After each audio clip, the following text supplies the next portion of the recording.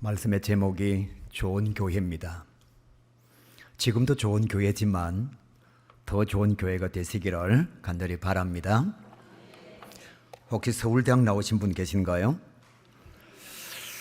우리 교회하고 비슷하네요. 서울대학이 왜 서울대학이죠? 공부 잘하는 학생이 가 있으니까 서울대학입니다. 다들 좋은 교회 원하면서 자기 자신이 좋은 교회가 되려고 생각하는 사람은 그렇게 많지 않습니다. 공부 못하는 학생이 서울대학 가면 적응 못하고 그 학교를 나올 수밖에 없어요. 정말 이 교회가 좋은 교회가 되려면 교회의 가장 작은 요소 디아스포라, 성령이 내주하고 있는 자기 자신이 좋은 교회가 되어야 합니다. 자기 자신이 좋은 교회가 되면 좋은 교회 안에서 바른 신앙생활을 영위할 수가 있습니다. 지역교회, 가야교회, 산성교회 이런 교회는 에클레시아 교회예요. 디아스포라가 모여진 게 에클레시아입니다. 그러니까 한 사람 한 사람이 교회인데 그 교회가 모여진 것이 에클레시아 산성교회라는 뜻이에요. 그러면 예수님께서 원하시는 교회의 모습은 지역교회가 끝이냐? 절대로 그렇지가 않습니다. 그리스도의 장성한 은혜 분량까지 자란 바실레이아 하나님의 나라, 이것이 예수님께서 꿈꾸신 교회에 완성되어진 모습입니다. 회개하라 천국이 가까웠느니라 그렇게 말씀하셨죠? 회개하라 교회가 가까웠느니라 그렇게 말씀하지 않았습니다. 회개하면 진짜 하나님의 자녀가 되면 천국의 백성이 된다는 뜻입니다.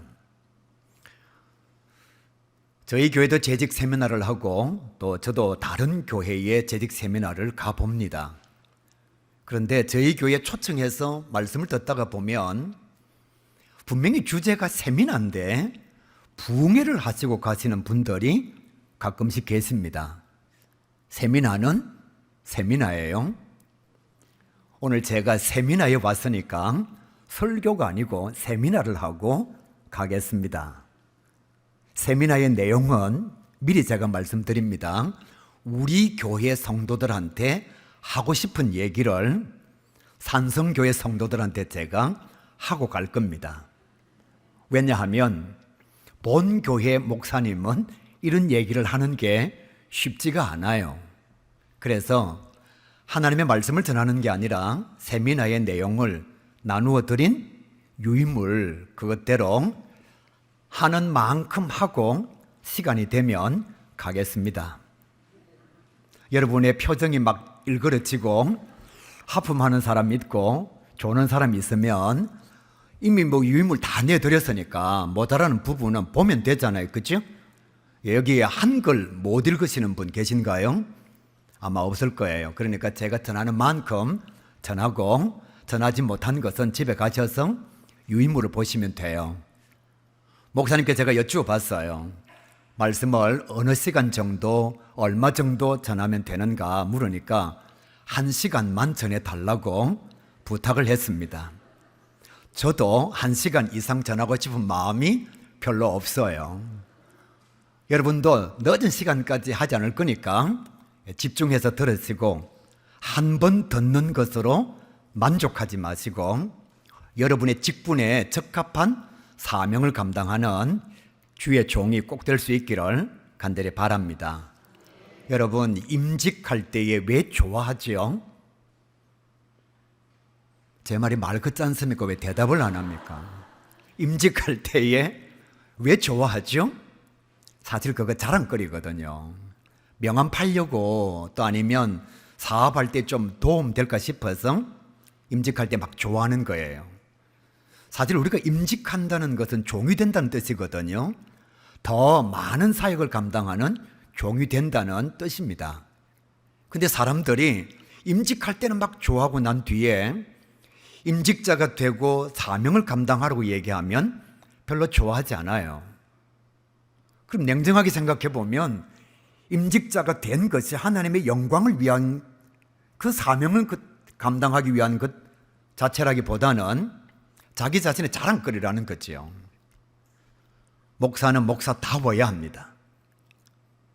장로는 장로다워야 합니다. 권사는 권사다워야 합니다. 안수집사는 안수집사다워야 합니다. 서리집사는 서리집사다워야 합니다.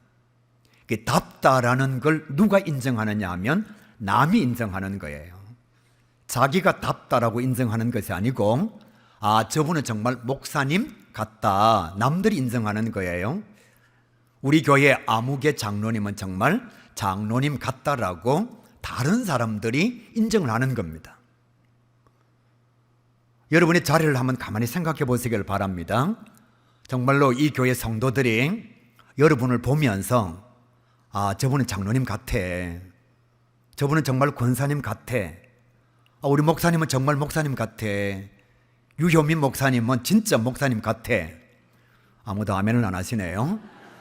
정말 그런 인정을 내가 받고 있는지 한번 생각을 해보시라는 거예요. 답지 못하면 문제가 많이 발생합니다. 오늘부터 다른 사람으로 인해서 교회가 부흥되어지는 것이 아니라 정말 좋은 성도가 된, 좋은 재직이 된, 좋은 중직자가 된 나로 인하여 이 교회가 부흥하고 성장하고 성숙되어져 가야 한다라는 깨달음을 꼭 가지시고 그것을 사명으로 여겨 이루어가는 저와 여러분이 될 수 있기를 간절히 바랍니다.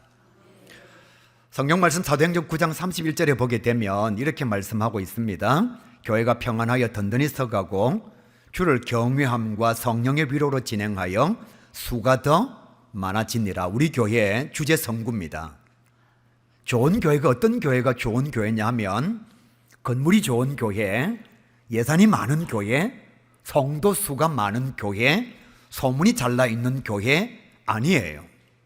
오늘 성경 말씀을 보시면 모델적 교회 모습으로 초대교회 모습을 말씀하고 있는데 그 내용이 무엇인가 하면 평안한 교회예요. 든든한 교회입니다. 은혜가 넘치는 교회, 성령이 충만한 교회, 날마다 성도의 수가 더 많아져서 부흥하고 성장하고 성숙되어져 가는 교회가 좋은 교회라 그렇게 말씀하고 있습니다.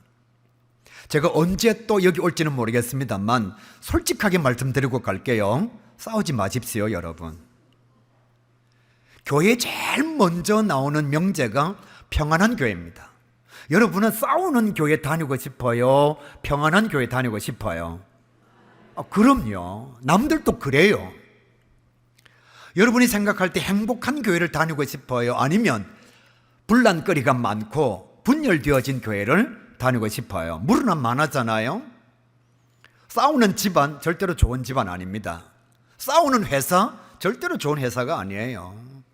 사람들은 다 이렇게 생각합니다. 행복한 교회 그렇게 생각합니다. 정말로 산성교회가 행복한 교회가 되려면 평안해야 합니다. 여러분, 교회는 주인이 예수님이십니다. 예수님께서 분명히 베드로의 고백 위에 너희의 교회라고 말씀하시지 아니하시고 내 교회라고 말씀하셨어요. 모든 교회는 다 예수님의 교회입니다. 교회의 유명한 명제 4가지가 있는데 하나의 교회예요. 보편적 교회고 거룩한 교회고 사도적 교회입니다.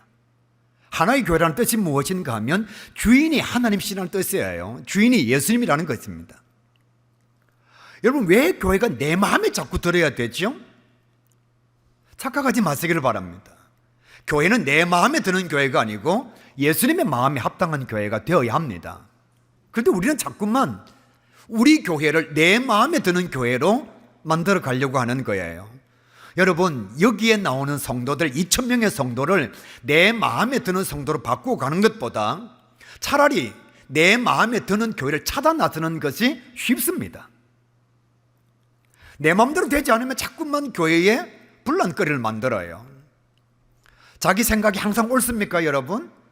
그러면 여러분의 삶은 지금 엄청나게 많은 영향력을 행사하는 삶의 자리를 가지고 있어야 합니다. 저도 배울 만큼 배웠고 생각할 만큼 생각하는 목사예요.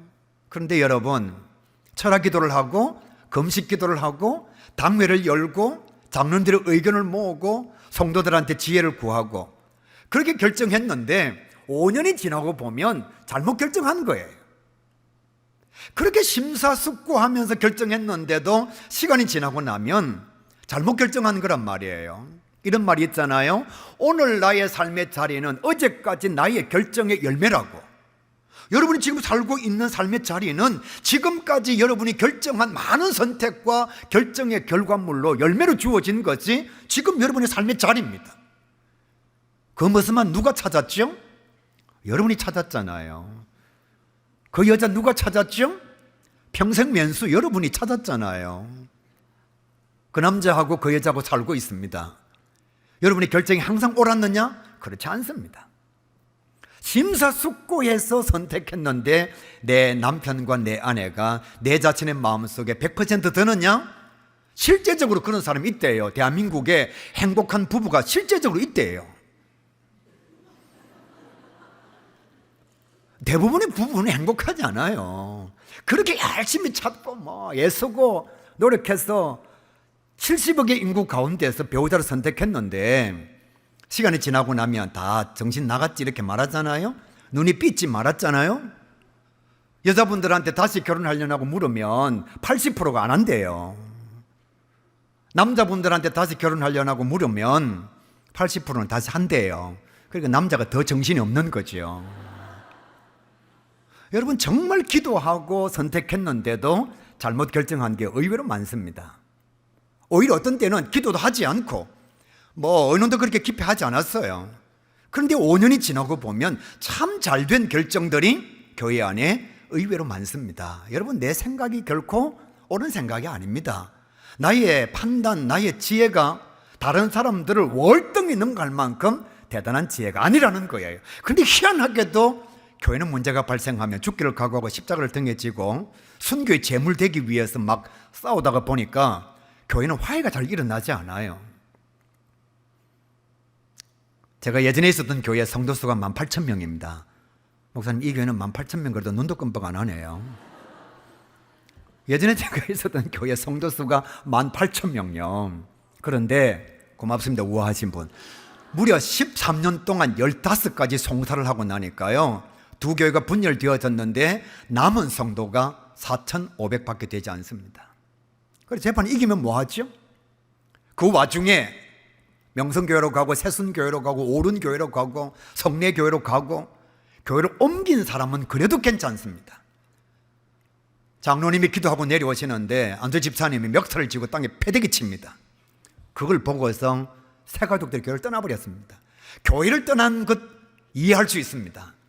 저희 작은 형님요, 제가 19년 동안 노력해서 작은 형님을 그 교회 집사로 만들어 놓았는데 안조 집사님이 장로님 멱살 쥐고 패대기 치는 거 보면서 이렇게 얘기합니다. 하나님은 살아계신지 모르지만 이 교회는 없다. 그래서 지금도 교회 다니지 않습니다. 예수님 믿는다고 말합니다. 그러나 교회는 다니지 않습니다. 이유가 무엇인가 하면 싸우는 교회 모습을 보고서요. 여러분 정말 산성교회가 마음에 들지 않거든 여러분의 마음에 드는 교회를 찾으십시오. 왜 여기서 싸워야 되죠? 왜 이 교회가 꼭 내 마음에 들어야 되죠?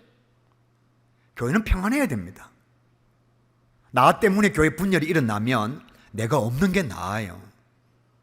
물론 교회가 이단으로 간다 그러면 진짜 막아야죠. 하나님의 영광을 가리우는 것, 복음을 저해하는 것이라면 진짜 목숨 걸고서 순교의 제물 되기 위해서 내 자신이 가지고 있는 모든 것을 다 동원해야 되지만 교회 결정의 구조라든지 조직이라든지 프로그램이라든지 아니면 추수감사주일날 떡을 주는 것과 오뎅을 주는 것의 그 차이라면 굳이 그거 가지고 내가 이 교회에서 목숨 걸고 다툴 이유가 없잖아요. 산성교회가 지금보다 더 평안한 교회가 될 수 있기를 간절히 바랍니다. 누군가를 전도했는데 여러분 교회 와서 한번 중직자들끼리 싸우는 모습을 보십시오. 그 사람들이 교회 올까요 안 올까요? 절대로 안 옵니다. 여전대에 갔는데 남성교회 갔는데 별것 아닌 것 가지고 임원들끼리 막 다투고 있으면 너희끼리 잘하라 그랬지 여러분 그 사람이 교회 나올까요? 안 나와요. 대부분의 새가족들의 신앙을 방해하는 것이 대부분 오래 다닌 성도들의 말 때문에 행동 때문에 교회 안에서 별것 아닌 것 가지고 시시한 것 때문에 다투는 것, 그것으로 인해서 새가족들이 교회로 멀어지게 된다는 거예요. 더 많은 말씀을 드리고 싶습니다만은 한 가지로 이렇게 말씀드릴게요. 싸우지 마세요. 왜 싸웁니까? 집에서도 안 싸우는데 교회 와서 뭐 별것 아닌 거 가지고 막 싸워가지고 문제를 일으켜요. 여러분이 누군가에게 분노한다는 것은 정확하게 말씀드리면 그 사람이 무식하다는 뜻입니다. 무지하다는 뜻이에요. 또 아니면 예의가 없다는 뜻입니다. 제가 이렇게 한번 여러분에게 질문해 볼까요? 대통령 앞에 가서 화내는 사람 있습니까? 없어요. 사장님 앞에서 별것 아닌 것 때문에 고함 치는 사람 있어요? 없어요. 왜냐하면 존중이 여기거든요. 영향력 있다고 생각하거든요. 그런데 교회에서 누가 누군가에게 화를 낸다는 것은 자기 스스로 무식하다는 뜻입니다. 또 아니면 앞에 있는 상대방을 무시한다는 뜻이에요. 우리는 모두가 다 하나님의 자녀입니다. 목사님은 무시하지 않으면서 왜 성도들끼리는 무시하죠? 그래서는 안 되는 거거든요. 우리 교회 성도들한테 저는 늘 얘기합니다. 기도원에 갔는데 대단한 목사님, 유명한 목사님이 반말하거나 호주머니 손 넣거나 강단에 턱을 괴고 있거나 욕하면 바로 나오라고. 왜 욕먹고 앉아있느냐고. 여러분이 얼마나 존귀한 존재인데, 거룩한 하나님의 백성이고 왕같은 제사장인데, 아니 자기가 뭐라고 막 욕하는데 10원짜리 100원짜리 막 쓰는데 거기 앉아있는데 나오라고. 그렇게 우리는 무시를 당해도 될 그런 사람들이 아니라는 거예요. 예수님께서 누구를 위해서 생명 주셨느냐? 나를 위해서 생명 주신 거예요. 인류의 구원자 되시는 예수님께서 나를 위해서 생명을 주실 만큼 내가 소중한 존재예요. 그런데 뭐 돈 좀 있다고, 좀 배웠다고, 교육 좀 먼저 나왔다고, 아니면 직분이 나하고 다르다고 나한테 함부로 말한다고요? 그건 정말 무식한 거예요. 그건 정말 예의가 없는 거예요. 그런 사람하고는 상종을 마세요, 여러분. 교회는 평안해야 합니다. 새 가족이 왔는데 교회가 평안하고 웃음꽃이 넘치면 특별한 것이 없어도 세상과 다른 모습 때문에 그들은 교회에 나오게 되어 있습니다. 오늘 우리 은퇴한 권사님들 찬양이 얼마나 아름다운 거예요. 저도 등록하고 싶은데 우리 장님들한테는 얘기하지 마시고요. 여기 와보니까 뭐 우리 교회 부교육자들 많이 와 있네요. 부목사님들 와 계시니까 저도 여기 등록하고 가면 되잖아요. 그치요? 교회는 평안해야 합니다. 두 번째로 이렇게 말씀하잖아요. 든든한 교회. 교회는 든든히 서가야 됩니다. 교회 기초가 무엇인가 하면 기도와 말씀이에요. 여러분, 사람이 하체가 부실하면 쓸모가 없습니다. 건물도 마찬가지입니다. 아무리 위에 보이는 건물이 화려하고 좋아도 기초가 빈약하면 올라가면 올라갈수록 그 건물은 손해입니다. 사상 누각이라는 말이 있잖아요. 두바이에 가면 브리즈 칼리파라고 하는 엄청나게 높은 건물이 있어요. 우리나라 삼성물산에서 지은 건물입니다. 위로 보이는 건물이 세계에서 2등, 3등 정도 할 정도로 높은 건물입니다. 사람들은 위에 있는 건물을 보고 놀래요. 그런데 더 대단한 것은 사막 아래 감추어져 있는 기초가 위로 보이는 건물의 2배가 된다는 사실이에요. 만약에 기초가 든든하지 않으면 올라간 건물이 쉽게 무너지게 되어 있습니다. 착각하지 마세요, 여러분. 목사님의 설교요? 틀릴 수 있습니다. 해석 잘못하면 틀려요. 신앙 간증요? 자기 마음대로 하는 사람이 있습니다. 돈벌이로 하는 사람들이 있어요. 인기를 얻기 위해서 있습니다. 퍼시콜레 박사가 내가 본 천국 완전 가짜잖아요. 뭐 천국에 갔더니만 총회장님은 안 계시더라 뭐 이런 소리 해서고. 우리 신앙의 기초는 한경직 목사님이 이렇게 말씀하셨습니다. 백도 천경, 기도 100번 할 때에 성경 1000번 봐야 된다는 거예요. 신앙 서적이 우리 신앙의 기초가 될 수가 없어요. 교회 프로그램이 우리 신앙의 기초가 될 수가 없습니다. 어떤 사람들은 신앙 간증이 하나님의 말씀보다 더 앞서는 경우가 있어요. 착각하지 마시길 바랍니다. 신앙 간증은 그 사람만이 경험한 특별한 하나님의 은혜예요. 성경은요, 모든 인류에게 주어진 하나님의 변치 않는 언약의 말씀이고요.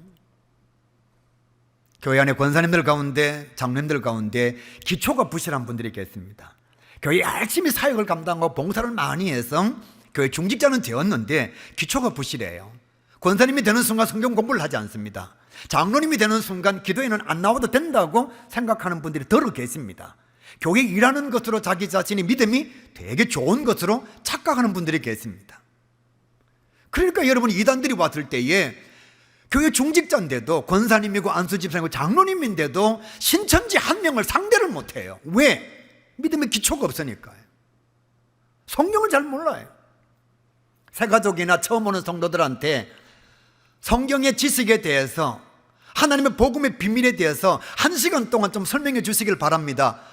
자신감 있게 자기가 알고 있는 성경 말씀, 복음을 새가족이나 처음 교회 오는 사람한테 정확하게 전할 수 있는 사람이 얼마나 될까요? 여러분, 신천지는요 정말 잘 배우고 있습니다. 여호와 정윤요 대단해요. 구원파요 대단합니다. 우리는 그들을 무시하면서도 내 자신의 신앙의 기초가 든든하지 않아요. 어떤 권사님들은 기도는 많이 합니다. 그러다가 보니까 기도 영성은 가지고 있는데 성경을 안 봐요. 대부분 성경을 보지 않고 기도를 열심히 하시는 분들이 신비주의자가 될 가능성이 있습니다. 그래서 그분들은 항상 이렇게 말하는 거예요. 우리 교회 강단에는 시커먼 그림자가 막 뛰어놀고 있다고 맨날 그 얘기해요. 왜 그 눈에는 시커먼 그림자만 보이는지. 그리고 또 어떤 여집사님이 아프다 그러면 너 기도 안 하면 하나님께서 저주하실 거라고. 내가 기도했는데 너네 집에 우환이 가득 차 있다고. 신앙의 균형을 잃어버린 거죠. 기초가 허약해서 그렇습니다. 기도만 많이 하고 성경을 보지 않으면 균형을 잃어버린 신앙인이 될 수가 있는 거예요. 반대로 기도는 안 하고 성경만 열심히 보면 이성론자가 될 수 있습니다. 일본에 의외로 신앙인들이 많은데요, 그 사람들은 성경을 학원 공부식으로 배우고 있습니다. 성경은 많이 아는데 믿음이 없어요. 기도를 하지 않고 성경만 열심히 보면 신비주의자는 되지 않는데 이성론자가 될 수가 있다는 겁니다. 그래서 여러분, 오늘부터 내가 정말 재직이다 이 생각하면 1년에 성경 반독은 해야 돼요. 2년에 성경 1독은 해야 되는 거예요. 적어도 교회 중직자가 되고 장로님이 되고 권사님이 되고 안수집사님이 되면 임직 받을 때 그렇게 기뻐했던 모습이 뭐냐? 새벽기도는 내가 책임진다, 수요기도는 내가 책임진다, 이런 감격이잖아요. 이런 감사잖아요. 그건 하지 않고 목사님이 아무리 광고해도 수요기도에 안 나와요. 철학기도도 나오지 않아요. 새벽기도는요 정말 찾아보기가 어려워요. 그러면 그분의 신앙 기초는 뭐죠? 자기 경험밖에 없는 거죠. 그러니까 고소고발 잘하는 사람은 경험이 고소고발에다가 보니까 교회 문제만 생기면 고소고발로 갑니다. 송사로 갑니다. 반면에 신앙의 기초가 기도와 말씀인 사람은 교회에 어려움이 찾아오고 문제가 찾아오면 주님께서 어떻게 생각하시는가, 예수님이라면 어떻게 하시는가, 성경은 뭐라고 말씀하고 있는가, 하나님의 영광을 위한 유익은 무엇인가, 여기에 초점을 맞출 수밖에 없는 거예요. 만덕에 있는 모 교회예요. 두 교회가 합쳤습니다.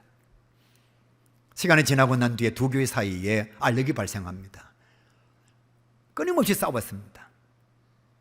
그러다가 이제 원로 목사님이 되고 담임 목사님 들어왔는데 또 원로 목사님 파, 담임 목사님 파가 나누어져 가지고 끊임없이 싸웁니다. 한쪽은 교계위, 교회 개혁위원회. 그럼 꼭 반대쪽에 또 모임을 만들어요. 교사모, 교회를 사랑하는 모임. 항상 이런 걸 만들어요. 그래가지고 이쪽도 바깥에 카페에 모여갖고 회의하고, 이쪽은 또 밥집에 가서 모여가 회의하고. 그러니까 교회 안에 평안이 완전히 사라졌어요. 분열이 막 끊임없이 일어나고 있습니다.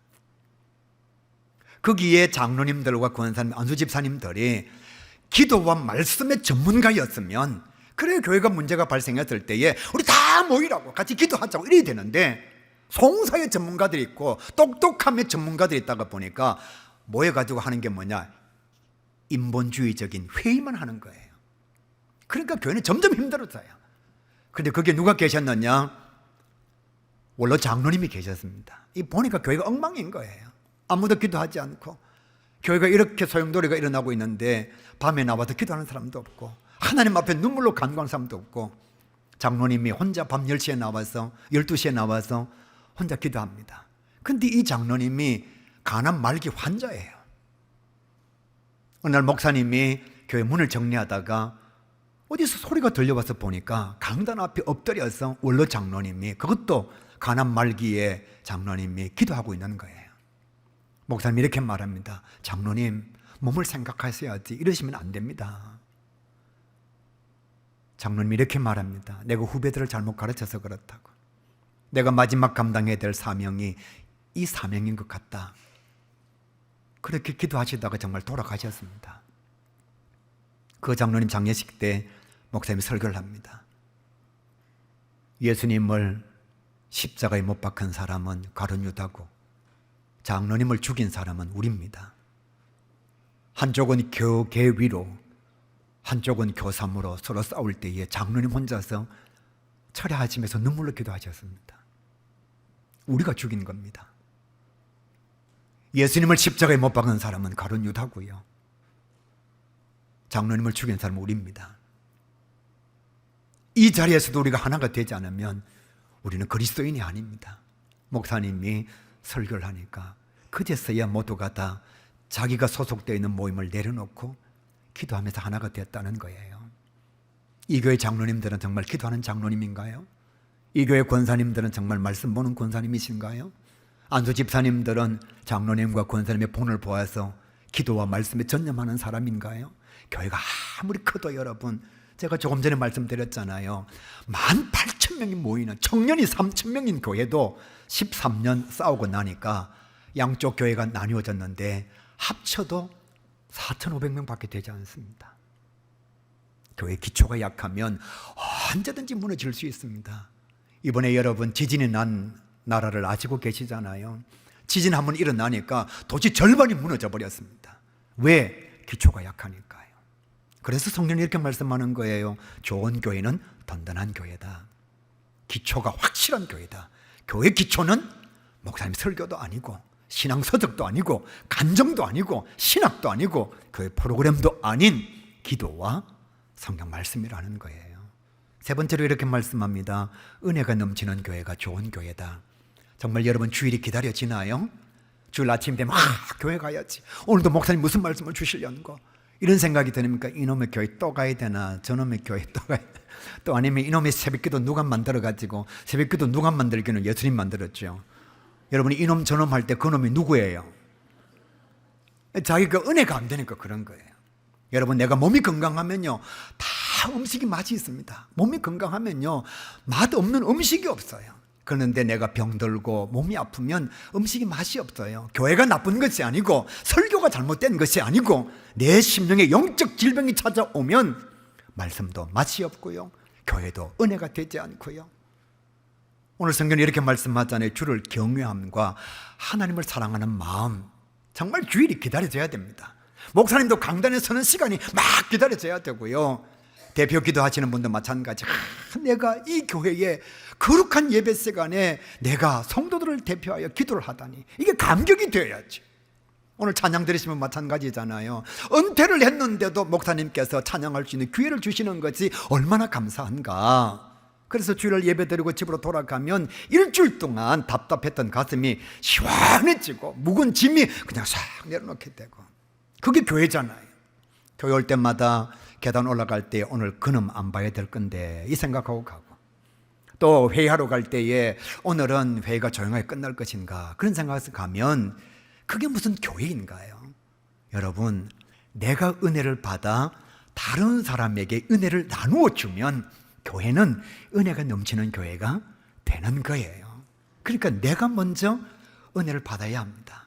토요일 날 되면 사무실에 물어보든지 아니면 교회 들렀다 가시든지 성경 본문 말씀을 딱 보고 가는 거예요. 그리고 집에 가서 그 말씀을 묵상을 하는 겁니다. 내가 묵상한 것과 목사님께서 전하시는 설교 말씀이 어떻게 다른가? 내가 묵상한 말씀과 목사님이 전하시는 말씀이 어떻게 같은가? 그게 막 가슴 속에서 뜨거움으로 일어나면 말씀이 너무너무 은혜 같아요. 목사님께서 주시는 말씀이 정말 하나님께서 내게 주시는 말씀이 되는 거예요. 그런데 은혜가 되지 않고 심령이 성령으로 채워져 있지 않으면 저건 내친다 이러는 거예요. 여러분, 대한민국의 어떤 목사님이 바보같이 이 교회 성도 수가 2,000명이라면 1,999명을 제비하고 그 한 사람이 뭐 그렇게 대단하다고 그 사람 치려고 설교를 준비할까요? 지가 뭐 대단하다고? 그런 경우가 없어요. 그런데 은혜가 안 되면 이렇게 생각하는 거예요. 목사님이 저거 내 들으라고 한다. 그럼 들으라고 하지 안 들으라고 합니까? 들으라고 하지. 그런데 은혜가 안 되면 꼭 이렇게 말하는 거예요. 저거 내친다. 여러분, 그 사람이 그렇게 대단한 사람이 아니에요. 1999명을 뒤로 하고 그 한 사람 마음을 아프게 하기 위해서 목사님의 설교를 8시간 준비할 만큼 멍청한 목사님이 대한민국에 그렇게 많지 않다는 거예요. 그런데 본인이 이렇게 생각합니다. 자기를 대단하게 생각해가지고 목사님 저거 내 들으라고 한다고. 아니에요. 모두가 다 들으라고 하는 거예요. 은혜가 되면요, 말씀 준비하셔서 내게 주시는 말씀이라고. 저는 뭐 여기 우리 부목사님들도 이쪽으로 오셔서 여기 계시지만 부목사님 설교할 때 은혜 많이 받습니다. 왜냐하면 내가 발견하지 못한 하나님의 말씀이 그곳에 숨겨져 있으니까요. 교회는 무조건 은혜가 넘쳐나야 합니다. 무조건 은혜를 받아야 합니다. 받은 은혜를 나눠주는 자가 되어야 합니다. 여러분 생각해 보세요. 주일날 하나님 앞에 나 예배를 드리는데 다른 사람 다 은혜 받아요. 다른 사람은 다 방언을 해요. 다른 사람은 기도 응답 받아요. 나만 못 받아요. 누구만 슬프고 누구만 아프죠? 자기 자신이잖아요. 똑같이 시간을 내서 받습니다. 똑같이 헌금을 드립니다. 어떤 사람이 교회 와서 늘 졸다가 헌금하는 시간만 눈을 뜨니까 같이 온 아들이 한 번은 엄마한테 이렇게 말하더래요. 엄마, 요금 내고 빨리 가자. 본인이 은혜가 안 되니까 설교 시간도 늘 조는 거예요. 반대로 은혜가 되면요, 얼마나 하나님의 말씀이 달고 오묘한지. 목사님이 시간만 주셨으면 저는 6시간도 설교할 수 있습니다. 왜? 하나님의 말씀이 너무 좋잖아요. 얼마나 좋아요, 하나님의 말씀이. 새벽 기도 시간도 말씀이 너무 좋고요. 제가 가야교회 온 지 22년이 되었는데요, 설교를 몇 번 했는지 한번 헤아려 보니까 14,200번 했더라고요. 그런데 교인들이 안 바뀌어요. 왜 안 바뀌냐 물어보니까 불변하시는 하나님을 닮아가지고 자기도 안 바뀐대요. 여러분 생각해 보세요. 그렇게 안 바뀌는 성도들한테 이 은혜 서는 말씀을 또 처음 하는 것처럼 전하는 게 얼마나 대단한가요? 은혜 받지 못하면 설교 못해요. 안 바뀌는 성도들, 달라지지 않는 성도들한테 하나님의 말씀을 지난번에 전한 거 또 전하는 거. 교수님들은 했던 강의 또 하고 했던 말 또 하면 이거 중요한 것, 이거 시험에 나오는 것 그래가지고 딱 빨간 줄 쳐놓고 또 아니면 핵심 이렇게 적어놔요. 목사님이 했던 설교 또 하면 설교 준비 안 했구나. 저 지난번에 했는데 왜 이렇게 다르죠? 교수님은 했던 말 또 하면 중요한 게 되는데 목사님은 2번 설교하면 설교 준비가 안 됐다고. 천만의 말씀은요, 중요하니까 2번, 3번, 4번 하는 거예요. 은혜가 되면요, 그 말씀이 너무너무 감사한 겁니다. 은혜가 안 되면 고쳐지지도 않았고 달라지지도 않았는데 또 저 설교한다고.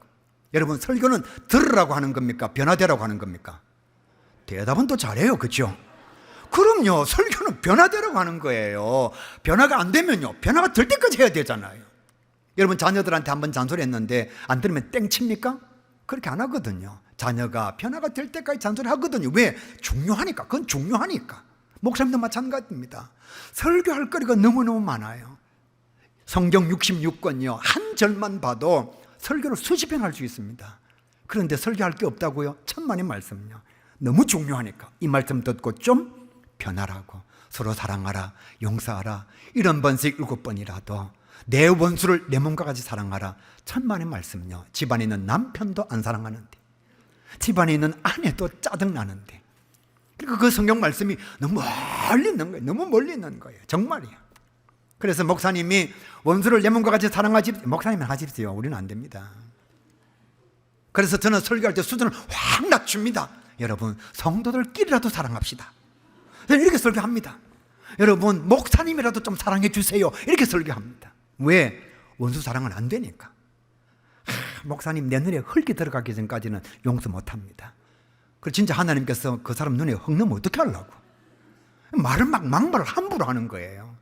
차라리 내 눈에 흙이 들어가기 전에 하나님의 말씀을 통해서 은혜 받아 용서하면, 여러분, 용서는요, 마음의 굴레를 벗겨주는 아름다움입니다. 내가 누군가를 용서하면 내가 편해져요.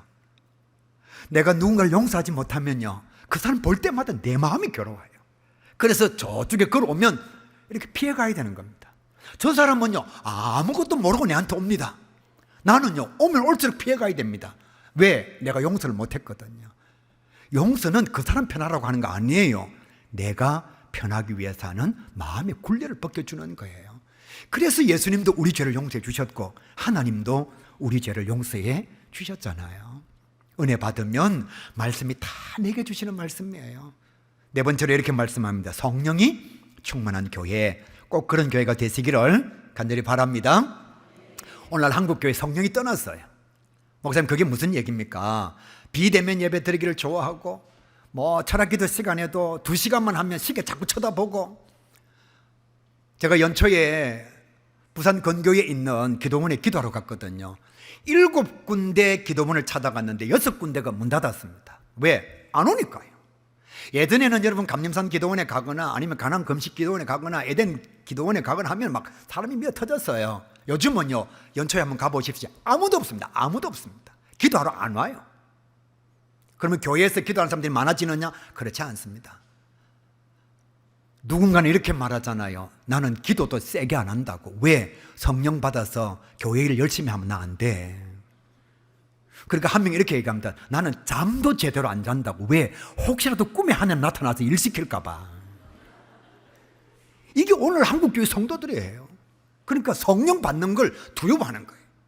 그래서 어떤 현상이 나타나느냐? 용서하십시오. 이 교회는 그렇지 않을 줄 알고 제가 말하는 겁니다. 우리 교회 얘기입니다.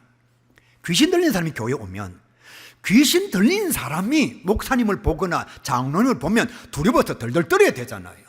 예수님께서 가다라 지방을 가실 때 귀신들이 예수님 바라보고서 우리를 괴롭게 하려고 오셨습니까? 아직 때도 되지 않았는데 귀신들이 귀신같이 예수님 알아보고 두려워하거든요.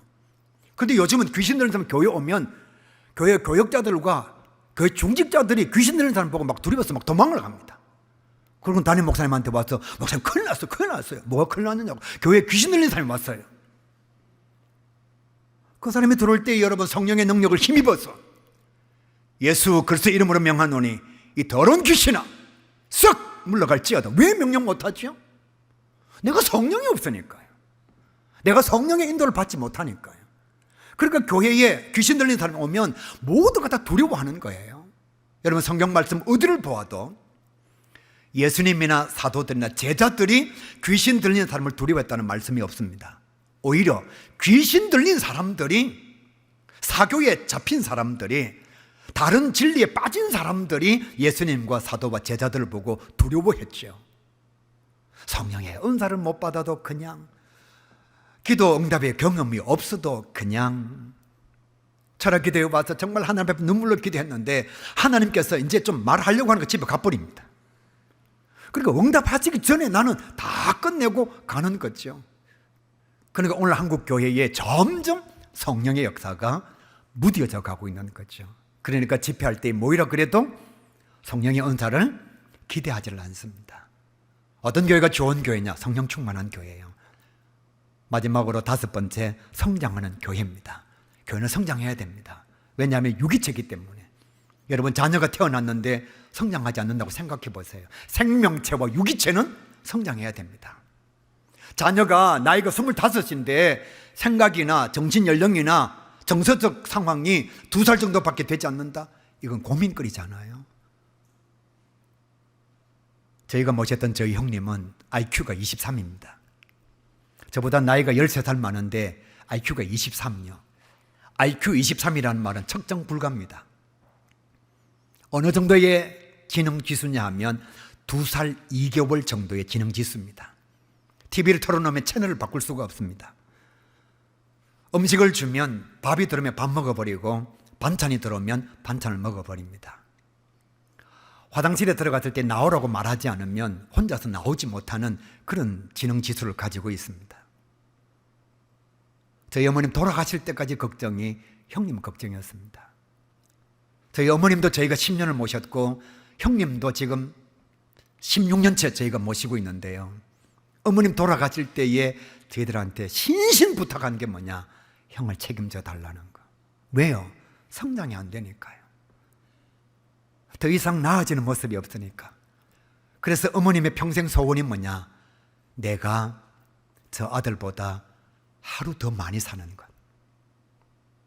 이 아들을 두고 내가 세상을 떠나면 누군가는 이 아들을 돌봐야 되니까 그 마음의 묵은 짐을 어떻게 감당하겠나 싶어서, 어머님 평생의 기도의 제목이 뭐냐 하면 저 형님보다도 아들을 더 많이 사는 것. 왜? 성장이 안 되니까요. 더 이상 나아지는 모습이 없으니까. 그래서 어머님의 평생 소원이 뭐냐? 내가 저 아들보다 하루 더 많이 사는 것. 이 아들을 두고 내가 세상을 떠나면 누군가는 이 아들을 돌봐야 되니까 그 마음의 묵은 짐을 어떻게 감당하겠나 싶어서 어머님 평생의 기도의 제목이 뭐냐 하면 하루 더 사시는 것.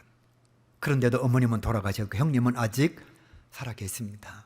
여러분, 주님께서 교회를 보실 때에 주님의 교회고 예수님의 교회인데, 이 교회는 유기체고 생명체인데 성장하지 않으면 주님께서 얼마나 마음 아파하실까요?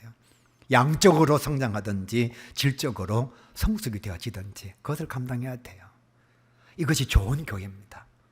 자, 이런 교회가 되려면 어떻게 해야 되느냐? 좋은 일꾼이 많아져야 된다고 제가 처음에 말씀드렸죠.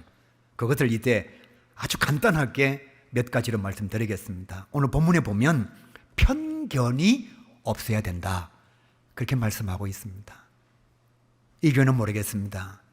우리는 한 교회를 다니고 있으면서도 여당 야당 때문에 싸웁니다.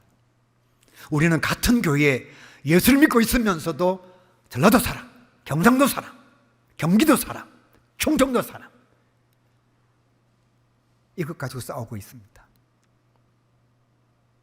부자인 사람에게 대한 편견이 있습니다. 가난한 사람에 대한 선입견이 있습니다. 그러니까 교회는 끊임없이 분열의 모습을 가지고 있어요. 왜? 그 마음속에 있는 편견을 지우지 못하니까. 저는 경상도 사람인데요, 제가 군대 갔는데 저한테 제일 잘해준 고참이 호남 사람이었습니다. 호남 사람도 실제적으로 좋은 사람 많아요. 저를 제일 괴롭힌 사람이 경상도 사람입니다. 경상도 사람이 다 좋은가요? 절대로 그렇지 않습니다. 그런데 우리는 우리 머릿속에 진보와 보수에 대한 생각 때문에 성도들에게 대한 편견의식을 가지고 있습니다. 오늘 성경 말씀에 보시면 히브리파 유대인들과 헬라파 유대인들, 한쪽은 바깥에서 독립운동하고 한쪽은 안쪽에서 독립운동한 사람, 한쪽은 바깥에서 믿음 생활하고 한쪽은 자국에서 안쪽에서 믿음 생활한 사람, 같이 이제 들어왔는데 바깥에 나가 있는 사람은 안에 있는 사람 보고 편견을 가지고 있고, 안에 있는 사람들은 바깥에 있는 사람들한테 편견을 가지고 있고, 그러니까 교회에 항상 분열거리를 가지고 있는 거예요. 여러분, A형이 진짜 여러분 속 좁습니까? 저 A형이거든요. 되게 넓어요. 여러분, AB형이 진짜로 이상합니까? B형이 진짜 나쁜 사람이에요? O형이 진짜로 화끈한 사람입니까? 그런 것으로 선입견 가지지 마시기를 바랍니다. 요즘은 젊은 세대가 만나기만 하면 MBTI 물어봐요. 그게 뭔데요? 어떤 사람도 애니어그램 물어봐요. 그게 뭔데요?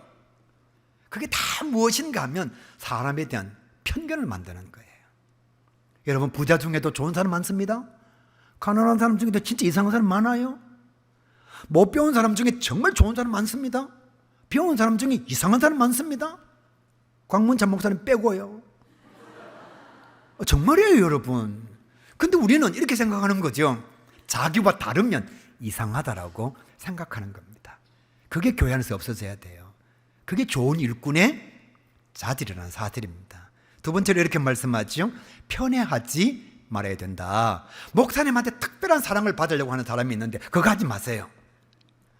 그러면 여러분 어떤 현상이 나타나느냐? 특별한 사랑을 받지 못하면 사랑받고 싶은 마음이 정오와 미움으로 나타납니다.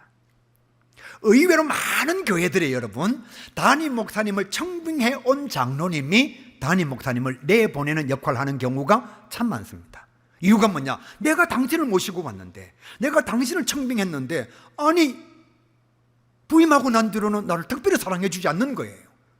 그러니까 그게 마음의 상처가 되는 겁니다. 여러분, 편애가 얼마나 기분 나쁜지 아세요? 제가 지금 한번 해볼까요? 이쪽에 목사님이 계시니까 말씀도 잘 듣고, 제가 오늘 진짜가 아니고 가짜입니다. 나갈 때에 10만 원씩 다 드립니다. 아무도 안 좋아하네요.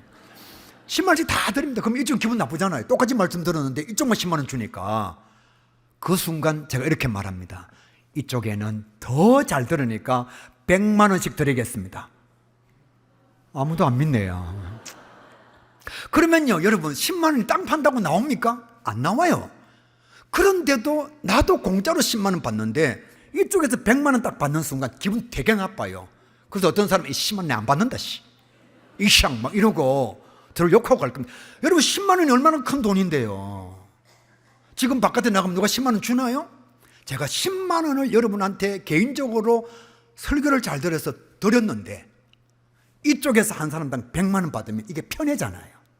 그럼 그게 기분이 되게 나쁜 겁니다. 내가 편애의 대상이 되고 싶다는 것은 누군가의 사랑을 내가 가로챈다는 뜻입니다. 그러니까 봐요. 헬라파 유대인들이 과부할 때에는, 구제할 때에는 히브리파 유대인들의 과부를 빼버린 거예요. 히브리파 유대인들이 구제할 때에는 헬라파 유대인 과부들을 빼버린 거예요. 그러니까 받아가면서도 기분 나쁜 거예요. 여러분, 교회는 특별한 사랑을 요구하는 사람이 없어야 됩니다. 목사님의, 장로님의, 권사님의, 안수집사님의 보편적 사랑을 다 원해야 합니다. 이게 언제 가장 극명하게 나타나느냐 하면 항존직 선거할 때 우리가 너미가 알제? 후배 봐라 알제? 알기는 뭘 알아요? 항존직 선거할 때 보면 교회 안에 편애가 막 돌아다니고 있는 거예요. 여러분, 그건 교회를 무너뜨리는 지름길이 된다는 겁니다. 성경은 또 이렇게 말씀해요. 본질에 충실해라. 여러분, 구제하는 게 나쁜 거예요? 나쁜 게 아닙니다. 좋은 거예요. 그런데 사도들이 해야 될 일이 뭐죠? 기도와 말씀 전하는 겁니다. 목사님은 설교에 목숨을 걸고, 목사님은 성도들을 가슴에 품고 기도하는 일에 전념해야 되고, 장로님들은 자기 자신의 포도원, 교회 예산을 책임지고 교회 정책을 바른 길로 인도해야 되고, 권사님들은 연약자들을 돌아보고 기도하기를 쉬지 않고 교회 안에 공평한 사랑 나눠주기 위하여 예를 쓰고, 안수집사님들은 장로님의 본을 받아서 바통을 이어받아 내가 다음에 장로님이 되면 정말 나는 저 장로님보다 더 잘해야지, 자기 포도원에서 최선을 다하면 그 교회는 너무너무 좋아져요. 그런데 자기 포도원의 본질에는 관심을 두지 않고 어느 목사님 설교 막 은혜도 안 되고 막 도대체 뭐 하시는지 모르겠어. 목사님은 사모님하고 맨날 놀러는 다니고. 그 목사님이 이렇게 생각하잖아요. 장로님 중에 기도 제대로 한 장로님 어디 있노?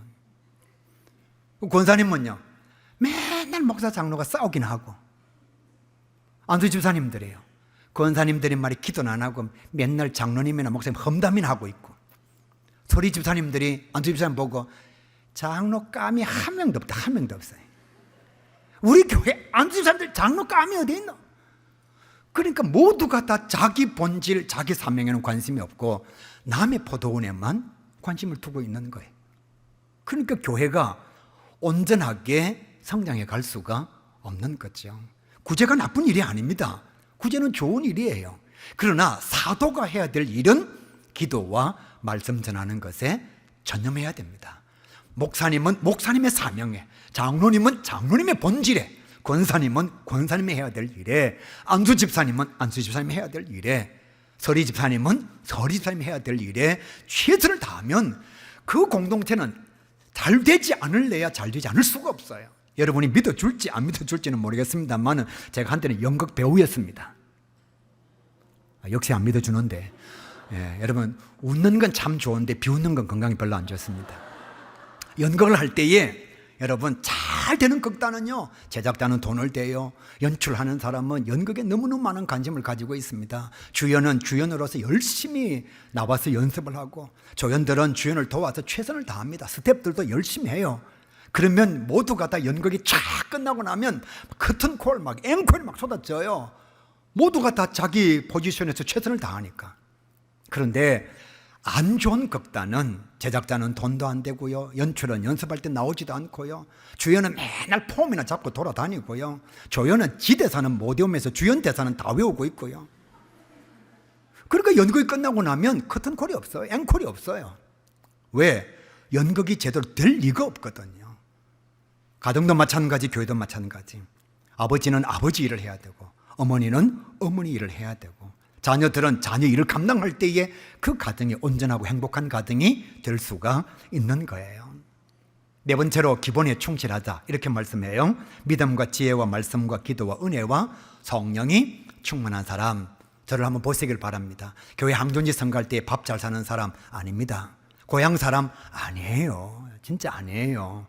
여러분, 교회 일꾼을 잘 세워야 됩니다. 나라에도 위정자들이 잘 써야 하고요, 관료 사회에도 지도자가 잘 써야 되고요, 교회에도 여러분 직분자가 잘 써야 돼요.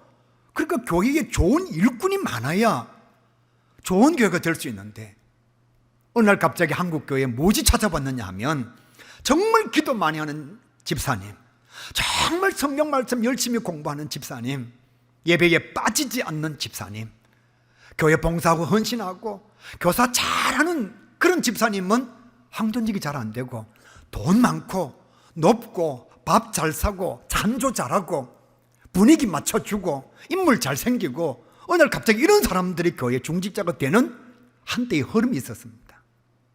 그러다가 보니까 교회는 점점 어디로 가느냐? 기도하는 공동체, 말씀이 살아있는 공동체가 아니고, 성도들이 다 목사님한테 이렇게 말하거든요. 말씀이 좋은 교회, 말씀이 좋은 교회 이렇게 말하면서 교회 중직자들을 세울 때에는, 직분자를 선택할 때에는 말씀이 좋은 사람, 예배에 최선을 다하는 사람, 예배 시간에 빠지지 않는 사람, 이런 사람이 아니고 돈 많은 사람, 밥 잘 사는 사람, 교회 행사 때 돈 잘 내는 사람, 그 사람들에게 기본은 찾아보기가 너무너무 어렵습니다. 유명하니까 교회 오는 시간이 점점 줄어들어요. 돈이 많으니까 어디를 가도 인정을 받습니다. 굳이 교회가 아니어도 오라는 곳이 많습니다. 여러분, 정말 교회의 일꾼은 오늘 성경 말씀대로 믿음이 충만하고 지혜가 충만하고 말씀이 충만하고 은혜가 충만하고 성령이 충만한 사람. 저는 진짜 이런 생각도 해봅니다. 목사님들 청명할 때에 서울대학 나왔나? 아버지가 목사님입니까? 아버지가 장로님입니까? 큰 교회 있었나? 작은 교회 있었나?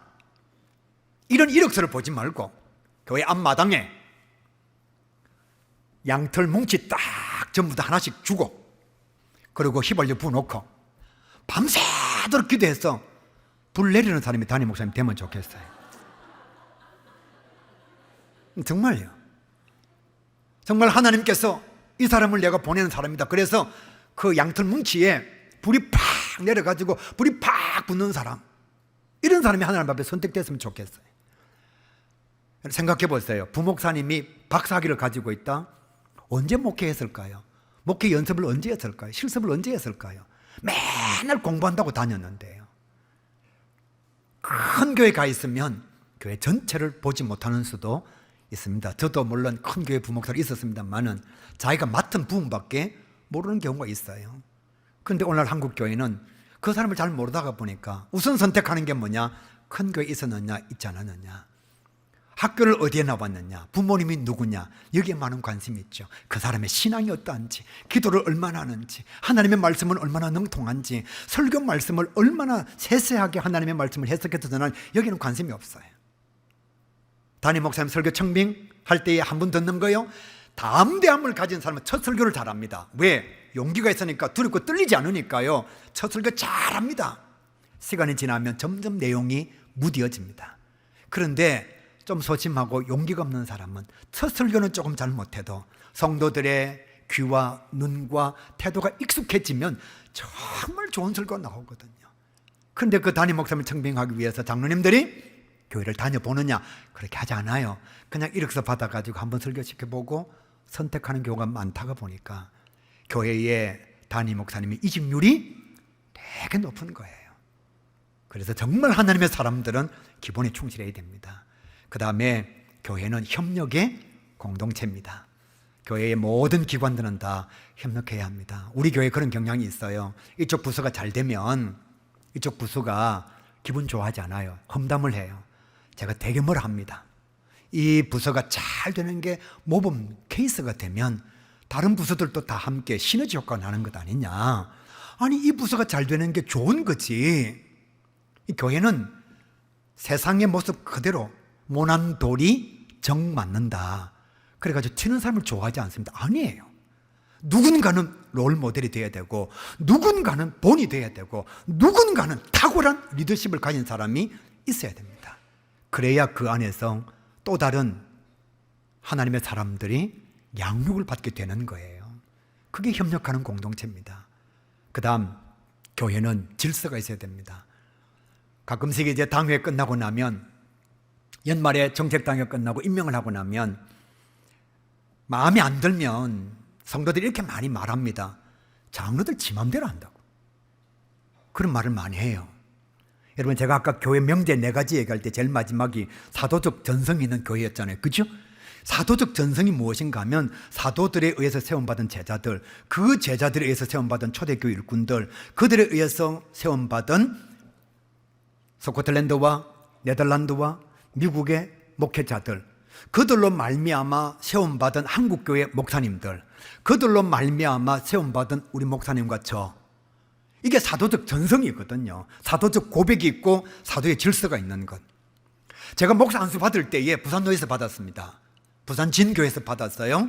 그때 안수 받을 때에 하늘에서 이렇게 손이 내려와가지고 하나님께서 안수해 주신 게 아니고 부산 노회의 선배 목사님들이 저를 안수해 주셨습니다. 그리고 선포할 때 뭐라고 얘기했느냐? 하나님께서 세우셨습니다. 언제 하나님이 세우셨어요? 부산 노회의 목사님들이 세웠죠. 그게 무엇인가 하면 공교회라는 거예요. 공교회예요. 산성교회 당회는 장로님들 개인이 모여 있는 게 아니고 사도적 전성을 가지고 부산 노회가 인정해 준 공교회를 가지고 있는 거예요. 그래서 교회는 직분이 계급은 아닙니다. 질서입니다. 목사님 뭐 대단한가요? 장로님보다 나이도 더 작은데요. 삶의 경험도 더 적은데요. 그런데 왜 목사님 말씀에 순종하지요? 질서거든요. 제가 41살 때 가요교회 왔습니다. 우리가 장로님이 목사님을 되게 좋아해 줘요. 그래서 밥 먹으러 가면 자꾸 저한테 미는 거예요. 목사님 목사님 먼저 받으시라고. 저는 유교 집안에서 자랐거든요. 저희 집이 1년에 제사가 23번. 목사님 아무도 안 놀라네요. 네. 1년에 제사가 23번요. 기제사, 모제사, 봉제사, 시제요. 제가 7살 때 현고 학생 부근 시인이 지방을 썼거든요. 요즘은 대학을 나오는데 지방을 못 써가지고 축 아버님 사망 기념일 이렇게 쓰잖아요. 그죠? 9살 때 유세차 향재배로 끝나는 축문을 제가 9살 때 썼단 말이에요. 두동미서, 조율이시, 홍동백서, 어동육서 이런 말 모르는 사람은 행복한 사람입니다. 이게 제사의 법도란 말이에요. 밥 먹을 때 말 한마디 하면 아버님께서 식정불언. 제가 누워있으면 어머님은 지나가지도 못합니다. 남자들은 밥상에서 밥을 먹고 여자들은 방바닥에서 밥을 먹고 며느리들은 부엌에 서서 밥 먹고 그런 집안 우리 집안이었어요. 그런 유교 집안에서 자랐단 말이에요. 그러니까 당연히 어르신 공영 사상이 있죠. 저는 장로님한테 장로님 먼저 받으세요. 장로님은 목사님 먼저 받으세요. 목사님 저는요 교회에서 신앙 지도를 받을 때에 선배 목사님들한테 그렇게 안 배웠습니다. 목사님 먼저 좋은 걸 목사님 먼저 그렇게 배웠습니다. 저는 이렇게 얘기합니다. 장로님 저는 아버님한테 그렇게 안 배웠습니다. 식사할 때는 장류였습니다. 장류였어요. 어르신이 먼저 받으셔야죠. 그러니까 곰탕도 밀었다 땡겼다가 삼계탕도 밀었다가 땡겼다 또 갈비탕도 막 밀었다 땡겼다 이게 막 뜨거운 거예요. 그걸 보는 주인이 이렇게 말합니다. 주는 대로 잡수소. 그러다가 사고 나면 어떻게 할 거냐고. 주는 대로 잡수소. 그래서 당에서 결정했습니다. 앞으로는 주인이 주는 대로 먹기로. 여러분 그게 아무것도 아닌 것 같지만 그게 질서라는 거거든요. 장로님의 자녀가 아들이 저보다도 나이가 많은 우리 그 장로님이십니다. 그런 아들을 두고 있는 장로님이 밥 먹으러 가서 목사님 먼저요. 목사님 먼저요. 그게 무엇인가 하면 계급이 아니라 질서라는 거예요. 오늘 말씀해 보시면 여러분 사도들은 사도 같은 사도가 없습니다. 베드로는 예수님 부인하고 저주하고 맹세했죠. 엠마오 두 도상의 제자들은요 예수님께서 부활하신 날 기다리지도 못하고 집에 가버렸죠. 예수님께 재판받을 때 너도 한 페이지 그러니까 호집을 벗어놓고 나체로 도망간 사람도 있죠. 또 누군가가 물었을 때 나는 절대로 모른다고 말하는 사람도 있죠. 도마는 주님께서 부활하시고 난 뒤에 나는 내가 직접 부활하신 주님을 내가 경험해보지 않고 나는 못 믿겠다. 여러분 이게 제자들입니다. 3년 동안 데리고 다니면서 도저히 수업을 시키고 할 수 있는 최선을 다했는데도 그들이 가진 생각이 뭐냐? 믿음의 연약함이에요. 그런데 초대교회 7 집사들은요 유력자입니다. 정치인들이고 똑똑하고 배운 사람들이에요. 서대반의 믿음을 보십시오. 여러분 요 6장 말씀 끝나고 나면 7장에 서대반의 설교가 나오거든요. 지금 어떤 상황이냐면 동족들이 손에 돌을 들고서 설교 딱 끝나면 죽이려고 준비하고 있는 상황입니다. 여러분 지금 한 분도 안 조시는데도 설교하는 게 어려워요. 그런데 여러분이 만약 절반이 졸고 있고 아니면은 설교 끝나면은 저를 죽이려고 손에 돌을 들고 있다고 한번 생각해 보세요. 설교가 될까요 안 될까요? 제 말이 말 같지 않습니까 또? 설교가 안 되죠. 그런데 서대반은요 자기를 죽이려고 돌을 딱 들고 있는데도 구약을 쫙 꿰고 있습니다. 신약을 정확하게 알고 있습니다. 그때의 얼굴이 천사의 얼굴입니다. 빌립은요 에디오피아 내시에게 광야에 가서 하나님의 말씀을 전할 만큼 말씀에 능통한 자가 초대교회 7집사 빌립입니다. 대단한 사람들이에요. 그런데 이 사람들이 안수 받을 때 어떻겠느냐? 제자 같지도 않는 제자 사도들 앞에 무릎 꿇고 안수를 받은 겁니다. 자기들이 똑똑하지만 그건 교회 질서니까요. 그건 하나님께서 세우신 천국의 질서니까요. 그래서 여러분, 교회는 질서가 있어야 합니다. 질서를 지킬 줄 아는 자들이 교회 좋은 일꾼이 되는 거예요. 앞으로 마음에 안 들어도 장로님들 지 맘대로 한다, 그렇게 하지 마시길 바랍니다. 장로님은 부산 노회가 인정한 공교회입니다. 당회는 공교회예요. 여러분이 3분의 2 찬성해서 세움받은 일꾼들이라는 거예요. 근데 내 마음에 안 든다고 지 맘대로 한다 이러죠. 그건 교회 질서를 무너뜨리는 것입니다. 이제 실행 방안 몇 가지만 보고 마치죠. 하나님만 바라보자. 무슨 얘기냐? 너무 인정받으려고 하지 마십시오. 이 교회는 말이야 아무리 열심히 해도 칭찬도 안 하고, 사람한테 인정받으려고 하지 마시길 바랍니다. 그 다음에 상처받지 마시길 바랍니다. 제가 아까 말씀드렸잖아요. 상처 준 사람은 상처 준 줄도 모릅니다. 자기만 속앓이 하고 있는 거예요. 저도 많이 경험해 봤습니다. 교회의 비난과 정죄가 사람을 바꾸느냐? 절대로 바꾸지 않습니다. 자녀 망치려면 비난하고 정죄하면 됩니다. 칭찬과 격려와 인정과 사랑과 용서가 사람을 변화시키지, 정죄와 비난이 사람을 바꾸지 않습니다. 앞으로 무엇을 결정할 때 교회 유익을 가장 우선시 두시기를 바랍니다. 무슨 얘기냐? 교회 공사하는데도 자기 아는 업체에 맡깁니다. 교회는 손해인데, 물건을 살 때에도 더 좋은 물건이 있는데도 자기 아는 데 가서 더 비싸게 주고 삽니다. 이건 성도의 자질이 아니에요. 헌금은 너무너무 소중한 겁니다. 그래서 친소 관계가 아니라 무엇을 하든지 교회 유익을 위해서 선택을 해야 됩니다. 여러분, 교회 비교하지 마십시오. 산성교회 장점이 있고 단점이 있고, 가야교회 장점이 있고 단점이 있고, 수영로 교회의 장점이 있고 단점이 있고, 그런데 늘 단점만 바라보는 사람은 자기 교회 안 좋은 것만 얘기합니다. 저희 어머님이 저한테 늘 교육시키기를 좋게 생각해라, 좋게 생각해라. 남규야, 사과가 10개 있는데 5개 먹고 5개 남았다. 어떤 사람은 5개밖에 없다라고 얘기하고, 어떤 사람은 5개나 있다 그런다. 어떤 사람은 사과 10개를 주면 좋은 것부터 먹어서 10개를 다 먹는다. 좋은 거, 그 다음에 좋은 거, 그 다음에 좋은 거, 그 다음에 좋은 거, 그 다음에 좋은 거. 어떤 사람은 사과 10개를 주면 안 좋은 거부터 먹는다. 좋은 거 남겨놨다가 안 좋은 거 먹고, 안 좋은 거 먹고, 안 좋은 거 먹고, 안 좋은 거 먹는다.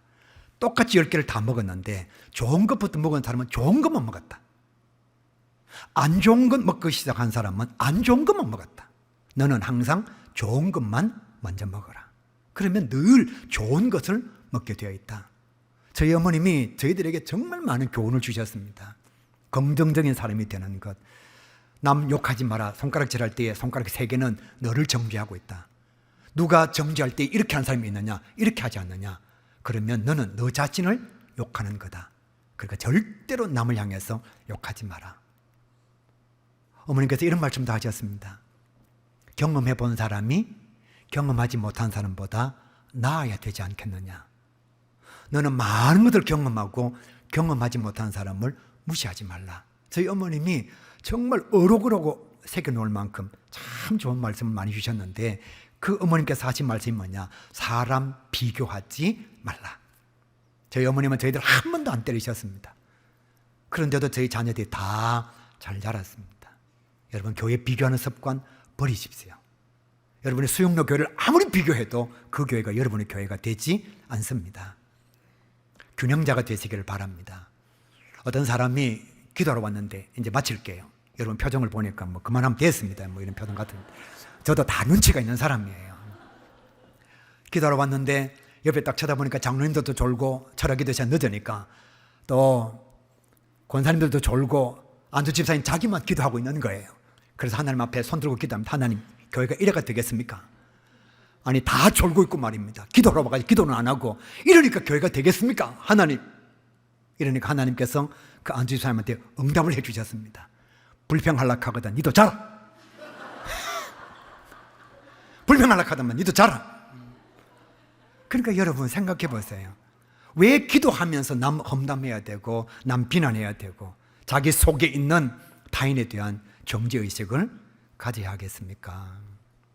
목사님한테 전화해가지고 목사님 제가 누구게요? 이렇게 하는 사람은 하나님께서 가만 안 둘 겁니다. 마누라 목소리도 모르는데 전화해갖고 목사님 내가 누구게요? 그러면 목사님 머리는 막 복잡해지기 시작합니다.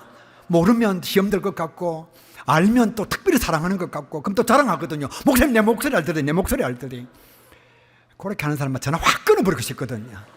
그러니까 앞으로 전화하면 목사님 제가 누굽니다 미리 얘기하고. 여러분 절대로 목사님을 테스트하지 마십시오. 연말이 되면 이러거든요. 목사님 제가 구역장 못하겠습니다. 그럼 목사님은 그 사람의 마음을 알아서 내한테 올 때까지 얼마나 생각하고 왔을까, 얼마나 고민하고 왔을까. 그래요 집사님 올해는 쉬세요. 나가서는 이렇게 얘기합니다. 와 목사님 막 기다리는 듯이 바로 잘라삐대. 아니 누가 그만두라 했습니까? 쥐가 와가지고 뭐라 했어요? 목사님 저 못하겠습니다 했어. 생각해가지고 쉬라고 그랬는데 와 우리 목사님 딱 기다린 듯이 내가 말하니까 바로 잘라삐대. 여러분 교회에 소문이 돌거든. 누구한테 물어봐야 되죠? 아는 사람한테 물어봐야 되는데 교인들은 희한해요. 꼭 모르는 건 모르는 사람한테 물어봐요. 교회 소문은 누가 제일 잘 알아요? 목사님 제일 잘하거든요. 그럼 목사님한테 물어보면 돼요. 근데 우리 교회는 희한해요. 보면 제가 제일 잘 알고 있는데 저기를 물어봐요. 저는 생각도 안 하고 있는데. 그러니까 교회는 항상 아는 사람한테 물어봐야 됩니다. 아시겠죠? 모르는 사람한테 묻지 말고 아는 사람한테 물어봐야 돼요. 교역자 사례는 생활비입니다.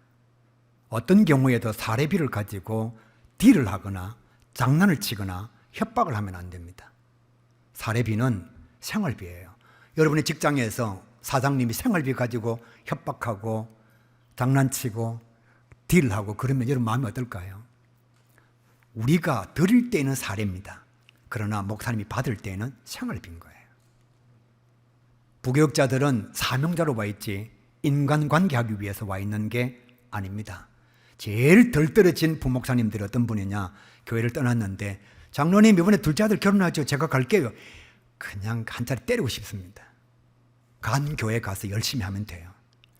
그런 부목사님들이 항상 서리 집사님이나 없는 집사님 자녀가 결혼할 때는 안 옵니다.